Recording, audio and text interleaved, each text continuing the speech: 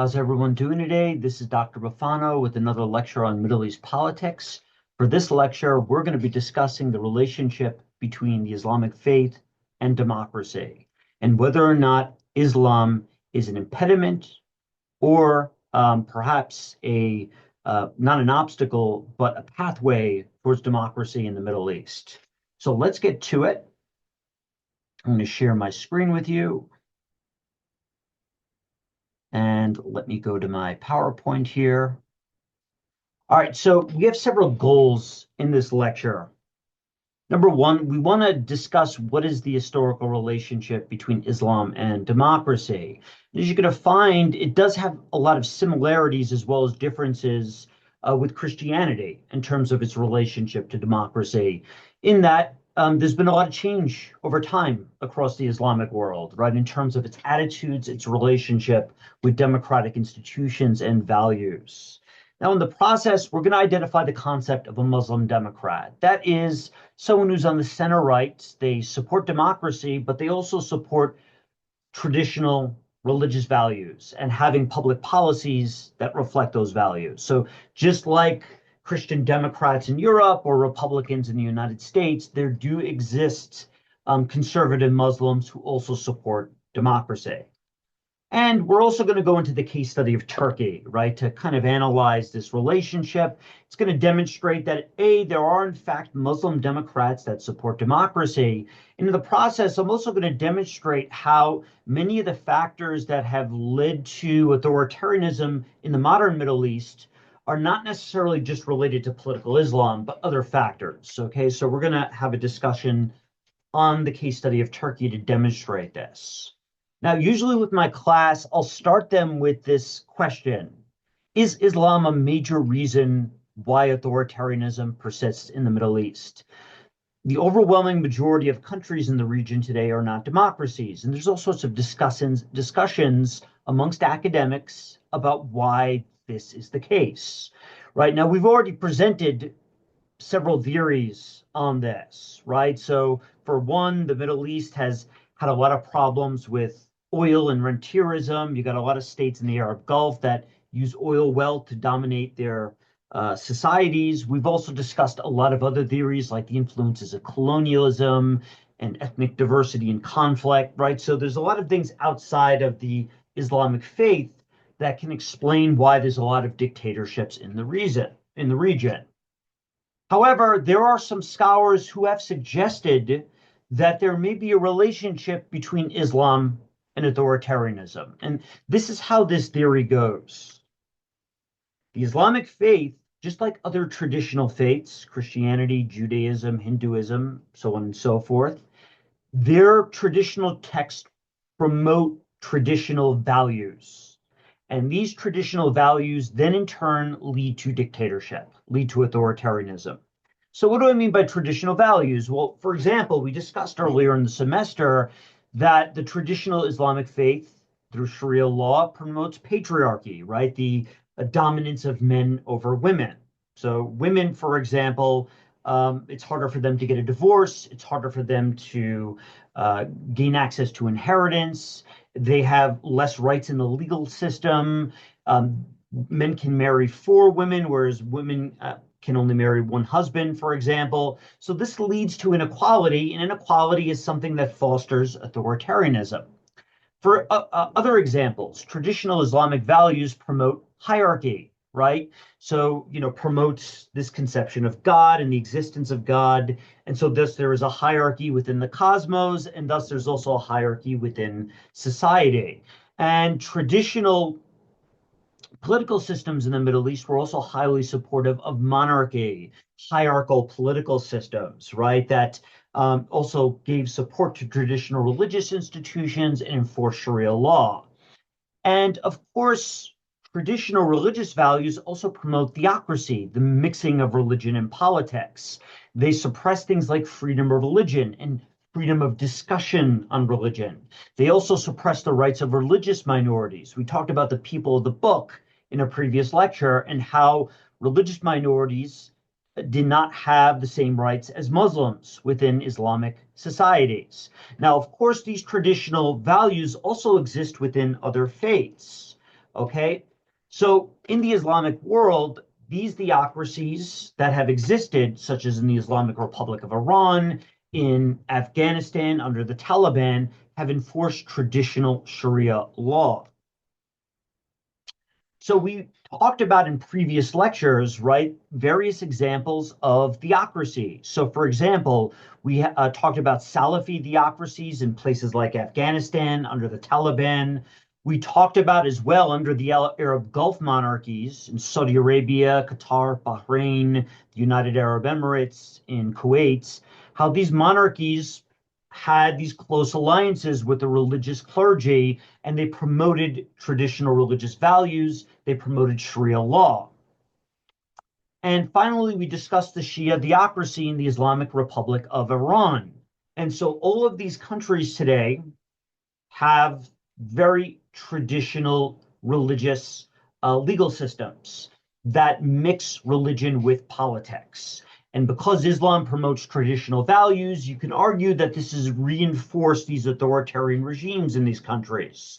And many of the peoples in these countries have high levels of support for Sharia law and political Islam. Now, on top of that as well, some of these wealthy monarchies in the Gulf, as well as the Islamic Republic of Iran, have promoted traditional Islamic social movements in other countries in the region, as well as in other parts of the Islamic world. So these social movements that they've supported, they try to promote Sharia law.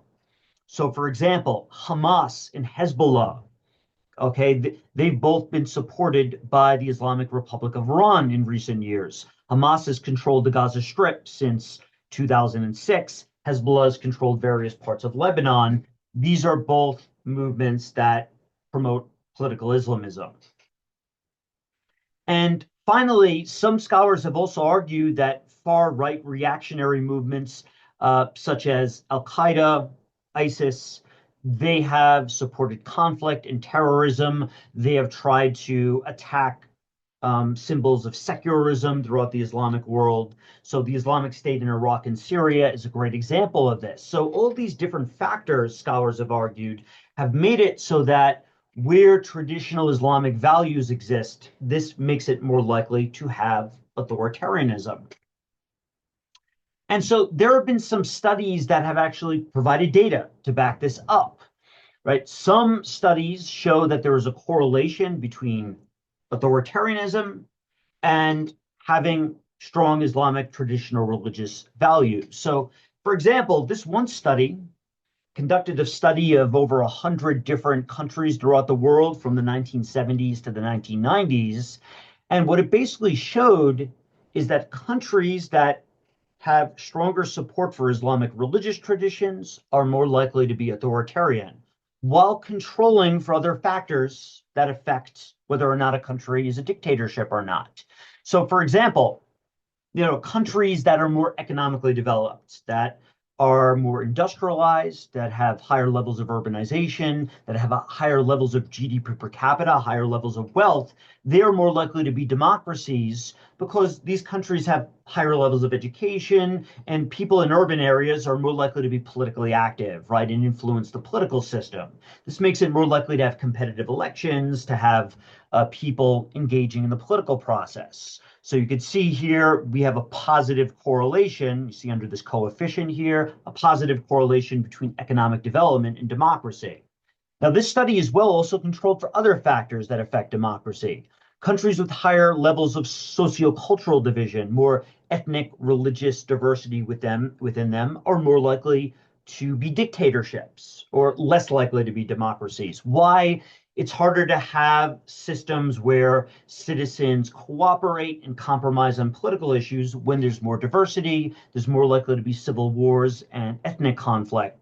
And thus they are less likely to be democracies. And you can see here there's a negative coefficient, a negative number. These countries are less likely to be democracies.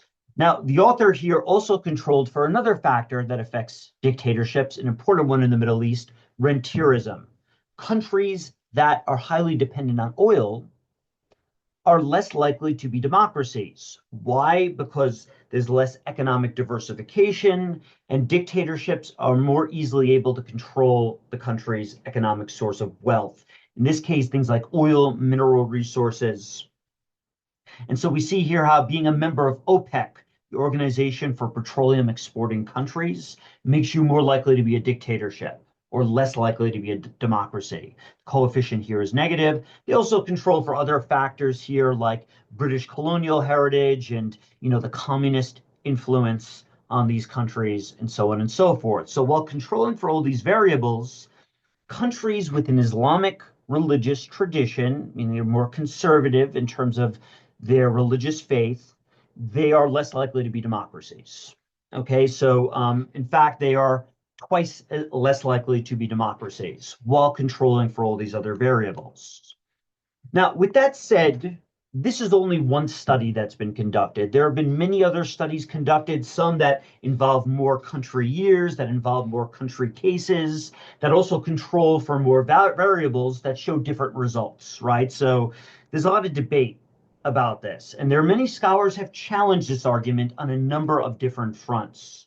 Number one of the things we have to keep in mind in the Middle East is that many of the dictatorships since independence from European rule have been secular. They haven't been theocracies, right? So not all of the countries in the region have been like the Islamic Republic of Iran or like Afghanistan under Taliban rule. And so, for example, we discussed the Arab republics of the 1950s and 60s that were single-party dictatorships.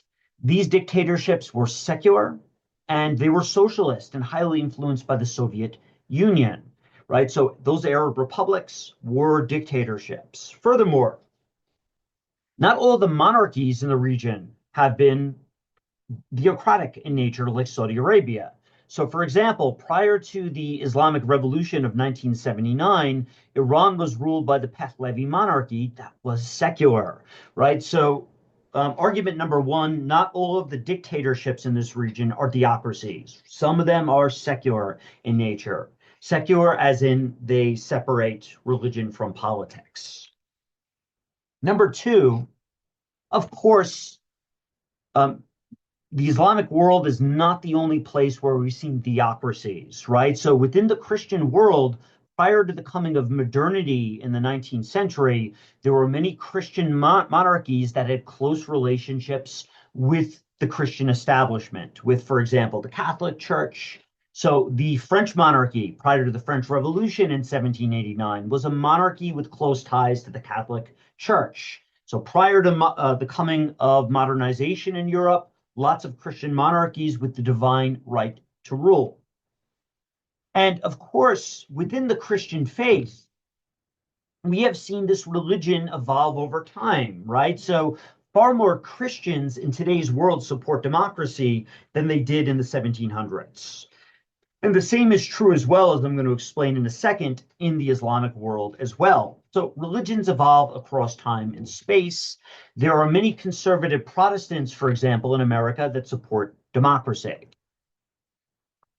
Now, furthermore, many of the causes of authoritarianism in the Middle East have also been caused by European imperialism. Ironically, many secular democracies in Europe during the era of imperialism conquered other parts of the world and imposed dictatorships in those countries. So the British and French, we talked about authoritarianism in the Middle East earlier in the semester. They propped up authoritarian regimes in the Middle East in the late 19th and early 20th century, even though these countries were democracies at home. So there's a lot of hypocrisy there. So keep in mind that a lot of the problems with authoritarianism in the modern Middle East were actually directly caused by imperialism. And of course, in the more recent era, the United States has also given a lot of economic and political aid, military aid, to many dictatorships throughout the Middle East, foreign aid. So, for example, in the Arab Gulf, those monarchies have a lot of security because of the presence of U.S. military bases. Syria, for decades, received support from Russia, okay? And the United States as well gives aid to countries like Egypt, for example. So over $2 billion a year in aid to countries like Jordan. Now, the United States justifies a lot of this a lot of this support on the basis that they're trying to fight terrorism in different parts of the world. They're trying to, of course, secure their economic interest in oil and transport rents in the Suez Canal, for example. All those things are important to U.S. interest. But a consequence of this is the United States gives a lot of foreign aid to dictatorships. And notice how that previous economic model did not control for U.S. foreign aid within it. Now, on top of this as well, we also see within this region a lot of non-Islamic influences on authoritarianism. So, for example, the Israeli state, a Jewish majority state, has occupied Palestine since 1967, not giving Palestinians the right to vote for their own elected officials under that occupation. Once again, this influences authoritarianism in the region. And of course, as we learned in an earlier lecture, Lebanon has had a confessional system since 1923.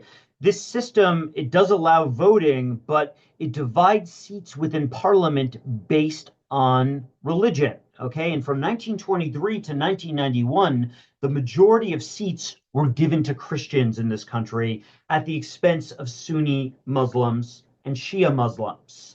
And even as the Sunni and Shia Muslim populations grew and became larger than the Christian population during this time period, Christians still had a majority in parliament. And this eventually ignited in a civil war in this country. Okay, and even after 1991, the system would still be split evenly between Christians and Muslims, even though Muslims are now in the majority. So we could see here with this Christian-dominated system historically, it was established by the French. This is another reason why we have issues with the authoritarianism in the region.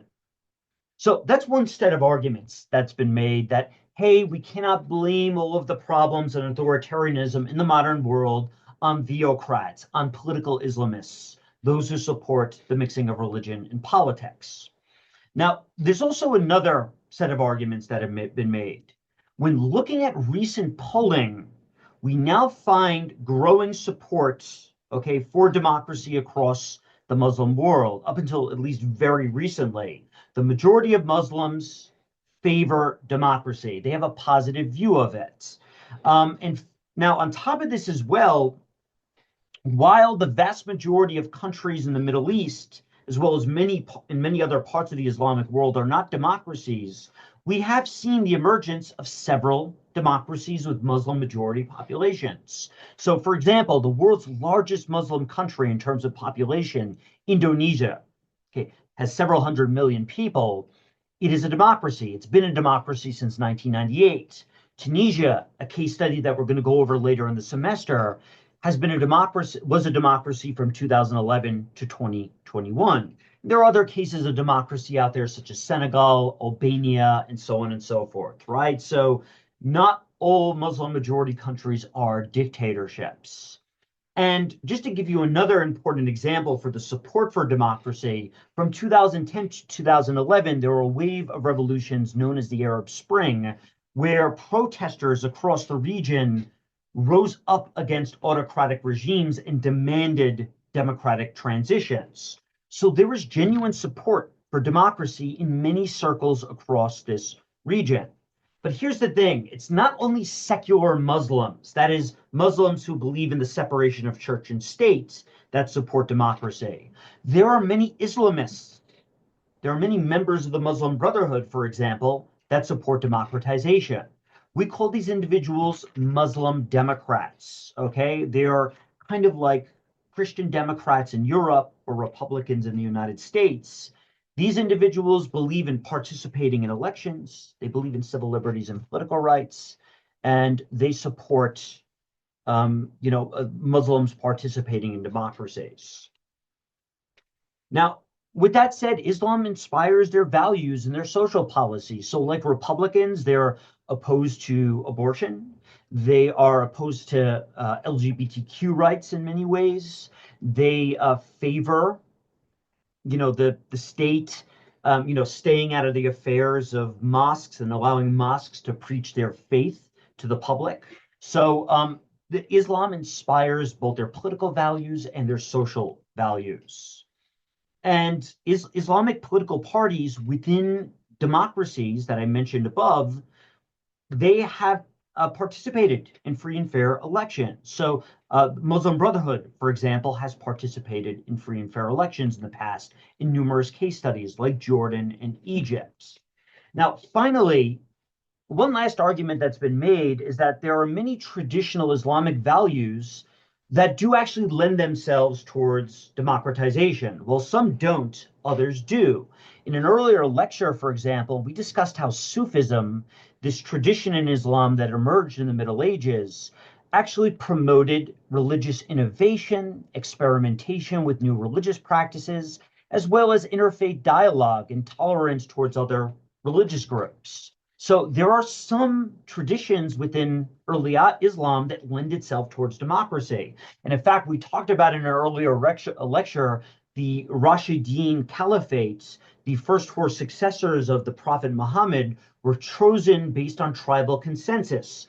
All the elders of the different tribal groups came together to choose the head of the religious community during this era. So there are some traditions that promote consensus, debate, and dialogue within the Islamic world.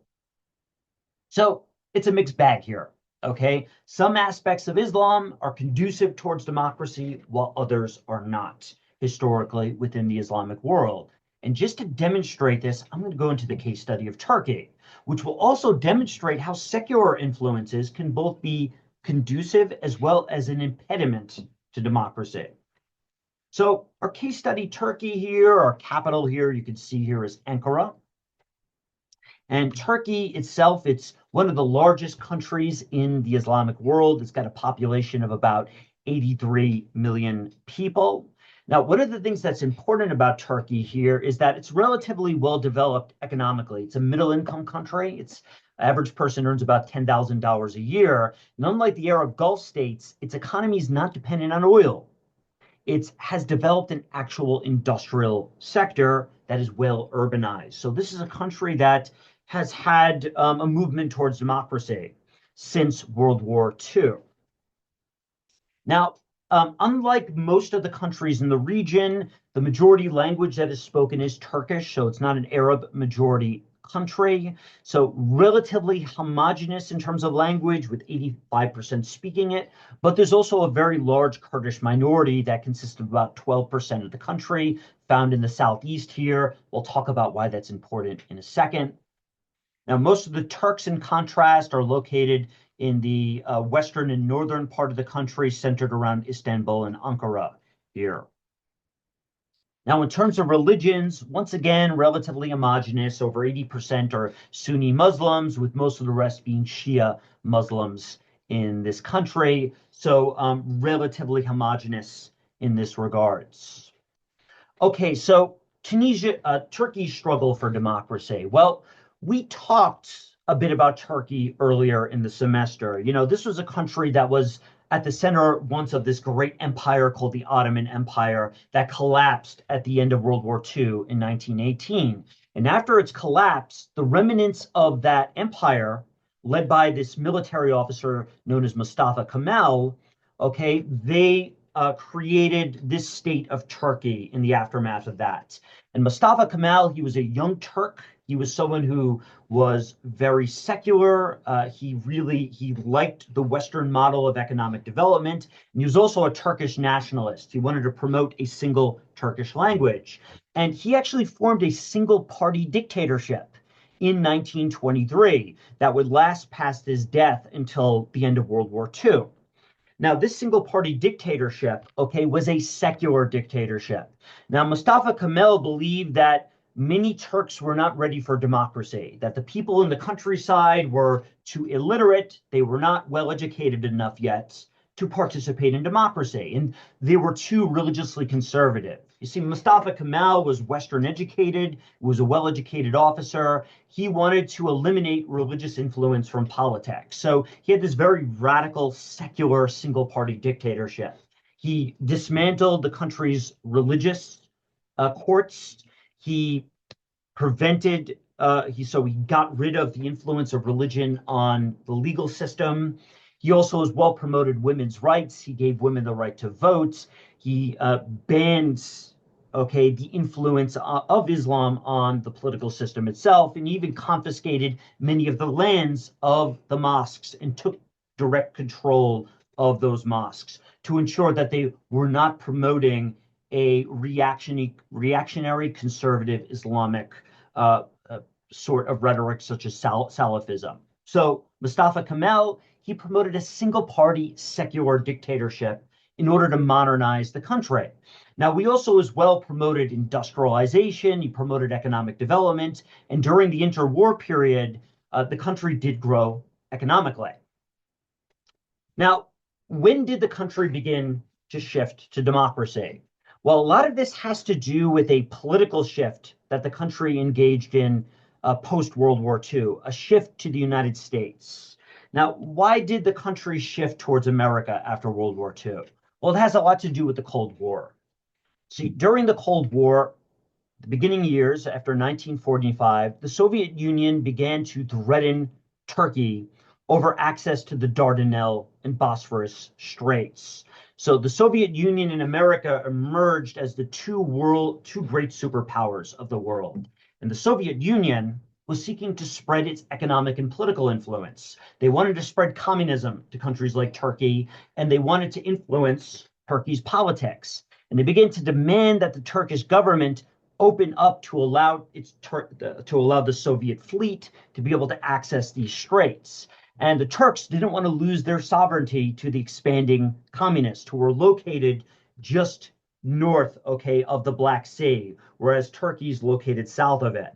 So they were worried about expanding Russian influence during this era of Soviet influence.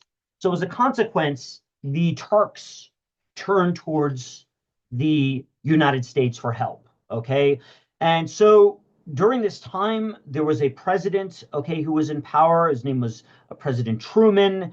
He decided to give Turkey military and economic aid, okay? So he starts giving aid to Turkey to help with its economy, to help with economic growth and with industrialization. And in return, Turkey makes an alliance with the United States. It joins the North Atlantic Treaty Organization in 1952. It becomes a major U.S. ally, and they also begin to allow U.S. military bases, okay, to be established within Turkey. And this leads to the spread of pro-democracy, pro-liberal influence within Turkey, the spread of capitalism, the spread of liberalism. And as a consequence, Turkey gets pressure to democratize. In 1950, competitive elections are held for the first time in Turkey since 1923. And so Mustafa Kemal's ruling party, the Republican People's Party, they begin to allow other parties to participate in the following decades in politics. They begin to allow liberals supporting capitalism and democracy, Islamists supporting the mixing of religion and politics, as well as the far left and even communists, the ability to participate. Okay, so we have open competitive elections in 1950. And, of course, over the following decades, we begin to see Muslim Democrats participating in elections in Turkey who were opposed to Ataturk's secular legacy and wanted to reverse some of those secular reforms that were made and to really give some power back to the mosques, to the religious folks within this country. Now, with that said, despite this movement towards democracy, since 1950, Turkey has struggled at various points with its democratic system. For example, there have been 4 military coups led by military officers since 1950. The first was in 1960, then 1971, 1980, and then finally 1997. Now, why did these military coups take place? Well, part of it had to do with the fact that the military officers in Turkey at this time period were very much supportive of Mustafa Kemal's secular legacy, as well as his anti-communist legacy. Okay, so they were also supportive of as well as the dominance of the Turkish language within the state.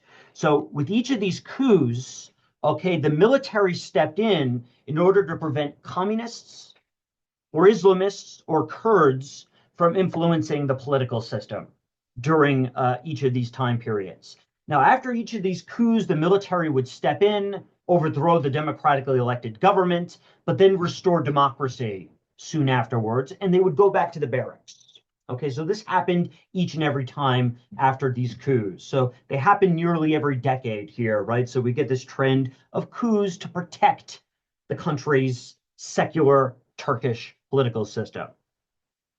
Now, after 1997, there was another transition to democracy that would last for about 17 years. But once again, there was democratic backsliding after 2014. And we'll talk about this more in a second. So this is a country that has really struggled to democratize since 1950. Now, here's a map just to make this more clear to you folks here. Here's Turkey here. Now, during the Cold War, the world was split between West and East. On the West, we had countries that were part of NATO, the North Atlantic Treaty Organization.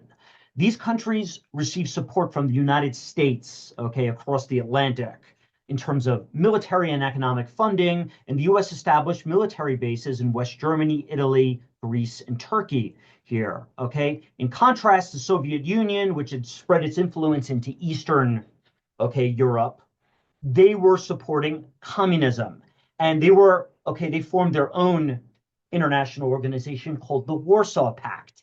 And you had this secular single-party communist state, the Soviet Union, spreading authoritarianism to different parts of the world.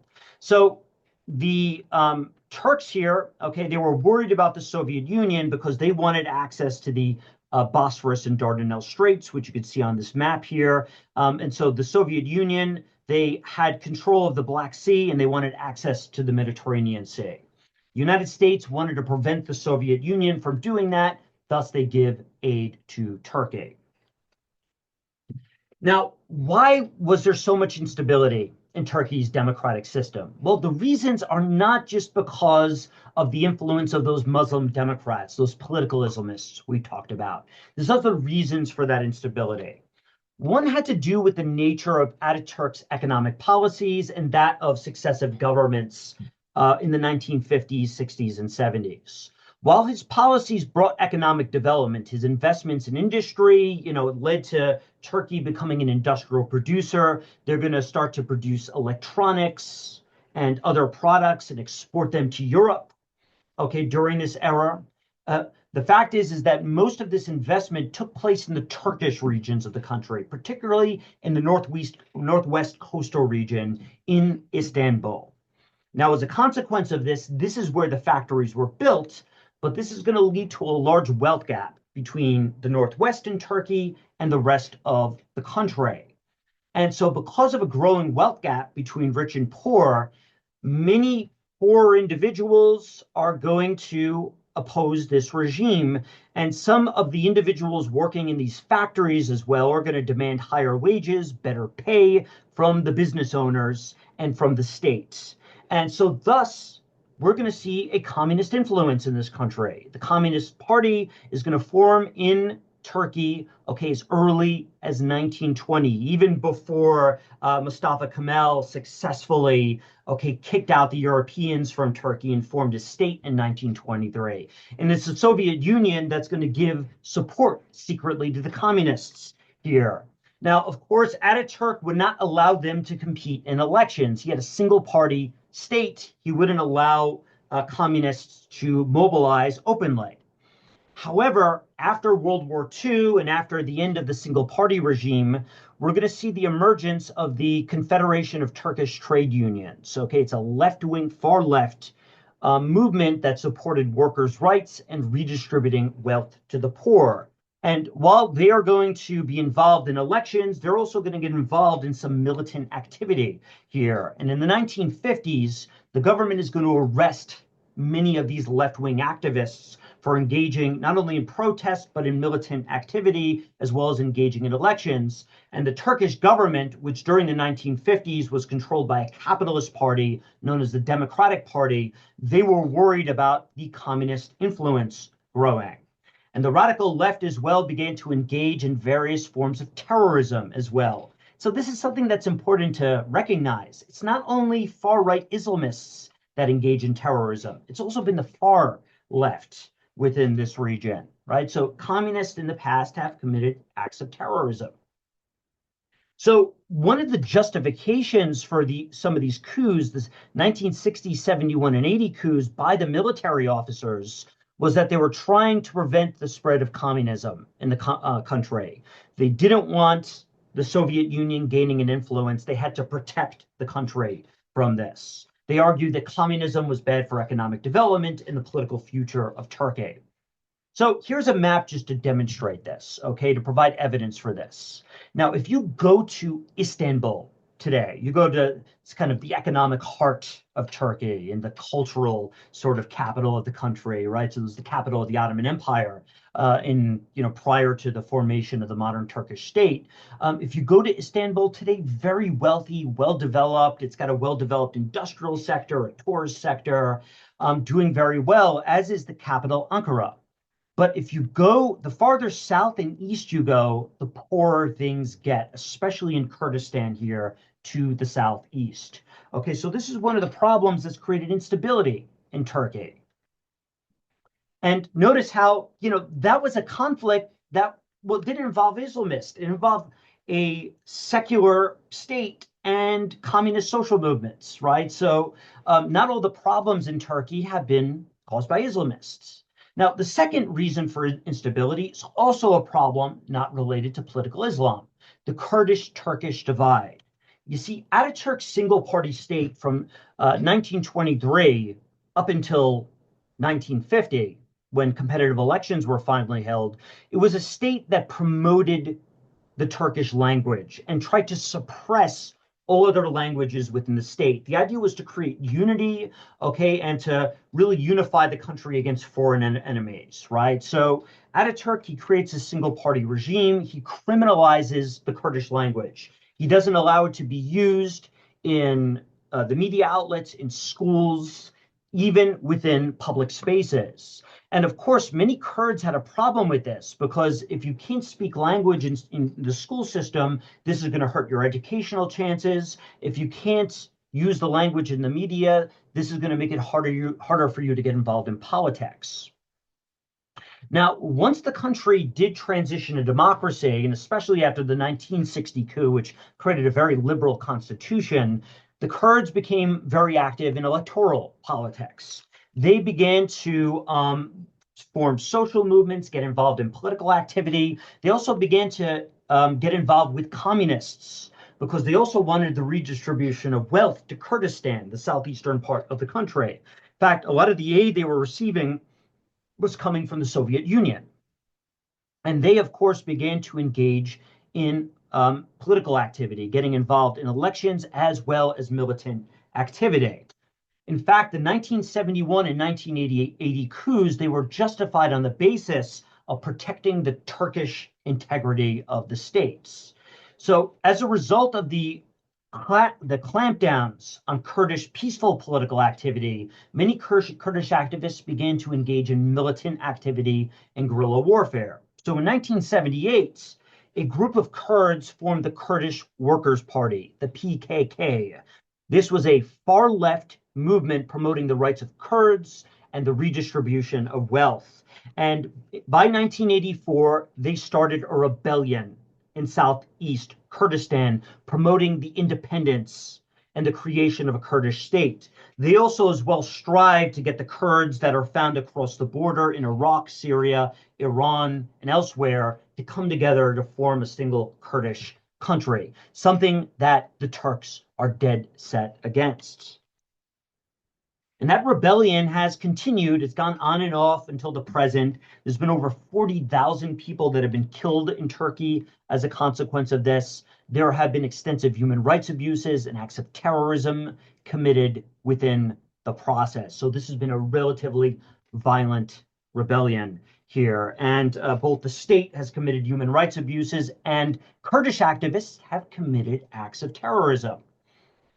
And interestingly enough, okay, the state has at various times tried to co-opt some of these Kurdish activists. There have been a few reforms that have been made since the 1990s. So in 1991, reform law allowed the Kurdish language to be used in formal speech. So you're not going to be arrested just for speaking Kurdish, right? If you're doing so at a cafe or, with your friends in public.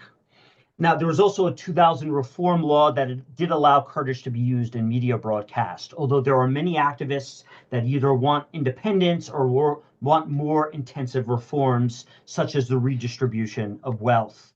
And so we can see here, Kurdistan, okay, this is where most Kurds are located today, has some of the highest rates of poverty within Turkey today. Now, just to kind of maybe question some of your assumptions about militant activity in the Middle East, I think when most people think of militant activity, they think of far-right Islamists. They think of the Taliban. They think of the Islamic State and Hezbollah and Hamas, and they think of Al-Qaeda. But what they don't usually think of is the far left. For example, the PKK, the Kurdish Workers' Party, engages in militancy. And since they're far left, they believe in secularism and women's rights. Many of the Kurdish fighters are women, so this is not the image you think of when you think of militancy, right? But within the Kurdish movement, just like within the far left communist movements during the Cold War, such as in Salvador and Nicaragua, we see a lot of female fighters within these groups, right? So perhaps this challenges your perspectives on, who is involved in militant activity, as well as some of the causes of problems with democratization in the region. Now, of course, some of the problems in the region have been created by the secular Islamist divide in Turkey since the 1950s. Now, under Ataturk, all Islamist parties were banned, including the Muslim Brotherhood, right? So the Muslim Brotherhood formed in the late 1920s in Egypt and spread to many other countries. Ataturk sought to clamp down on Islamism. However, after the democratic transition of the 1950s and after that more liberal constitution in 1961, Islamists could mobilize and they could start to form their own political parties. And the regime itself began to as well realize that Islamists kind of had a use. If you start allowing more Islamists to preach in society, they could push back against the far left and the communists and the Kurdish movements, right, who are promoting the Kurdish language because, right, religious folks in this region, they like Arabic. So by allowing Islamists to push back against the far left, they saw this as a kind of a way to limit the influence of communism. So the regime begins to allow Islamists to mobilize more. And the number of Islamists start to grow in society in the 1960s and the 1970s within Turkey. Now, of course, a consequence of this is they're going to start to get into some conflicts with the far left. There's going to be some street violence, some conflicts on universities between these folks. Now, within this movement, there emerged something called the Gulen movement. Now, most of you have probably never heard of this, right? Most of you have heard of Al-Qaeda. You've heard of ISIS. You've probably never heard of the Gulen movement. Well, it's a relatively secular Muslim democratic movement. It was founded, I'm sorry, not a secular, it was a relatively liberal democratic movement, founded by a religious cleric named Muhammad Fethullah Gulen in the 1960s. Now, he was a religious preacher that also happened to be a Sufi Muslim. He was opposed to Salafism, the type of Islam you find in Saudi Arabia, which is very fundamentalist, which leaves little room for interpretation of Sharia law. And he had a more moderate form of political Islam that he preached. And he promoted, in the process, democracy, nonviolence, and an interfaith dialogue. Right. And one of the things about Turkey that's important as well, because they had more success with economic development than the Arab republics, they did send less people over to the Arab Gulf to get jobs. Right. There were less migrants going to the Arab Gulf. And as a consequence of this, you didn't have as many people bringing Salafism back to Turkey as you saw with other places like Egypt, like Algeria and elsewhere. So the Islam within Turkey remained much more moderate and based on Sufism, So Sufism was very popular in Turkey and remains very popular. And so this movement by Muhammad Fethullah Gulen promoted nonviolence and interfaith dialogue with Christians. In fact, his movement promotes his idea to, kind of push back against terrorism within the Islamic world is to promote democracy and interfaith dialogue, as well as a more moderate form of Islam based on Sufism. He also invested as well in movement in the media and the educational system. His movement was supported by a lot of small business owners in the countryside and in small towns. And he promoted, as well, mass education. He set up a lot of private schools in order to promote his brand of Islam. In fact, thousands of Turks received an education within his private schools, within his network. And they are also as well going to establish branches all over the Islamic world and beyond.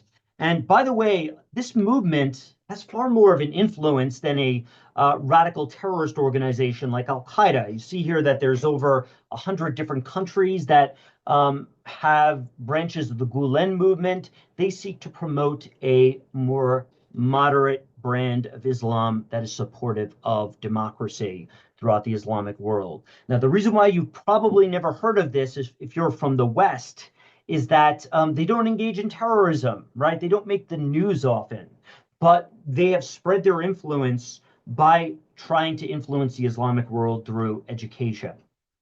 And there are some other countries like Morocco as well that have sought to promote Sufism in this more moderate dialogue. I highly recommend as well watching this video. This is an example of Sufi practices in Turkey with the whirling dervishes, just to give you an example of some of the things this movement promotes, right? So a more peaceful, more mystic form of Islam. It's more about your personal relationship with God rather than trying to impose your form of Islam on other people with violence. Now, in the process of this, these Islamists also began to participate in Turkey within democratic politics, okay?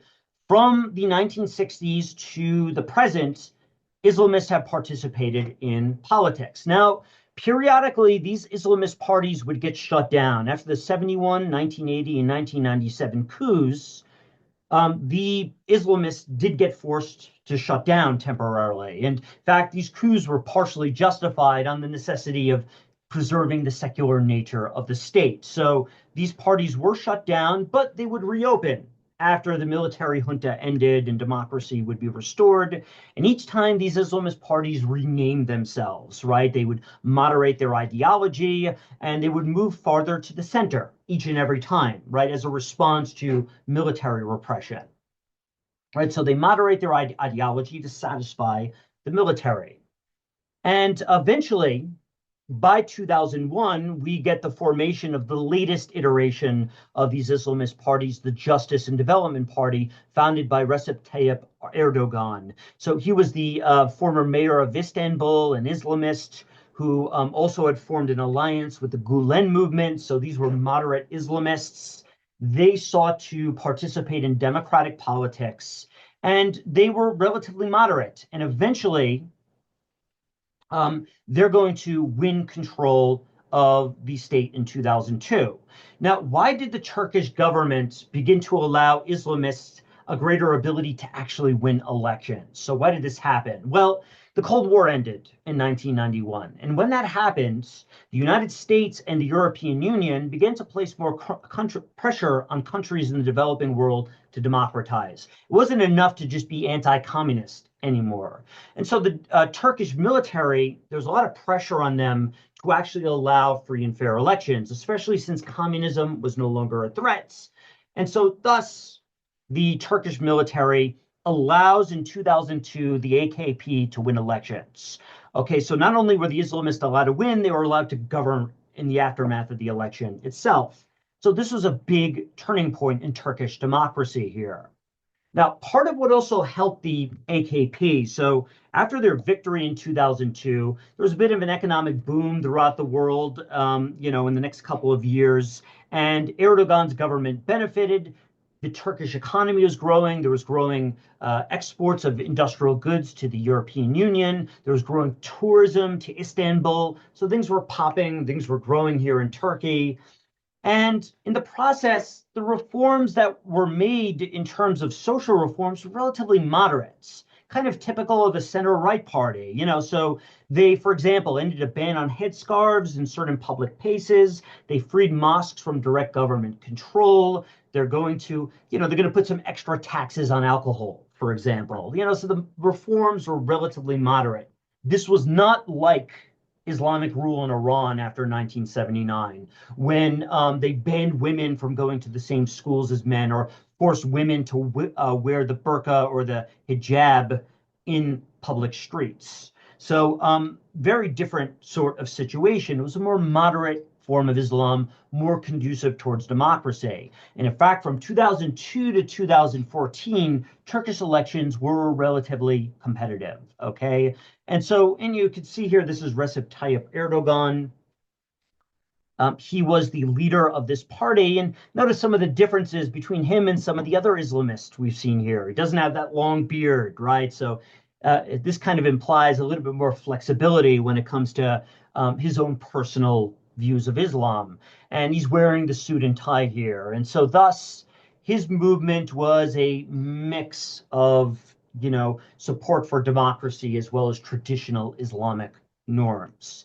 And you can see here those elections, the Justice Development Party did very well in comparison with the Republican People's Party, that center-left party formed by Ataturk way back in 1923. So that remains the Justice and Development Party's main left-wing competitor. So we have democratic competition for a little bit here within Turkey. Now, one last thing, though. Unfortunately, there has been some democratic backsliding, and perhaps we can question the democratic credentials of these Muslim Democrats to a certain extent. Now, why has there been a recent decline in Turkish democracy, particularly since the early 2010s? Well, a lot of this has to do with the global instability that has affected all democracies throughout the globe, right? The 2008 global financial crisis, the US housing market crash, and then the 2011 Arab Spring and the civil wars and political violence that also seriously hurt stability within Turkey.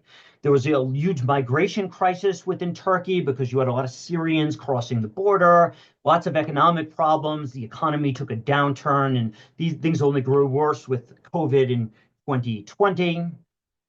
Now, on top of that, as the economy grew worse, there was also a growing number of corruption scandals. In fact, Erdogan himself was caught in a corruption scandal, but he ends up cracking down on the judiciary and replacing the judges with his own cronies.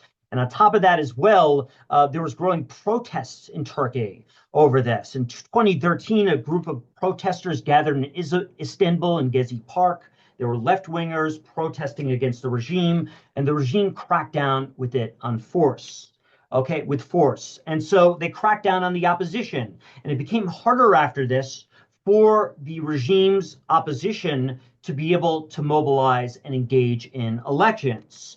Okay, and once the AKP under Erdogan began to do this, the Gulen movements, actually began to turn against the regime, right? Because they supported democracy. And so thus, Erdogan purged these individuals from the government. They were forced into exile.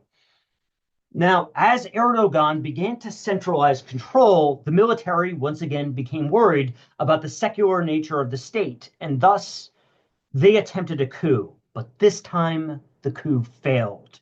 The officers failed to overthrow the state. In fact, Erdogan got online and he begged his supporters to take it to the streets. Most of the military ended up siding with him and not the coup plotters. And so after this, Erdogan uses this as a pretext to dismantle the country's democracy piece by piece. The Kemalists from the military, as well as the Gulen movement, they are purged from the military itself. And then there was a 2017 referendum where the constitution was amended, and this gave the president the power to dismantle parliament. So the president ends up concentrating power within this system. And the president can now appoint judges without parliamentary approval. And from there, Erdogan is going to become a dictator. So he creates what's called an electoral authoritarian regime.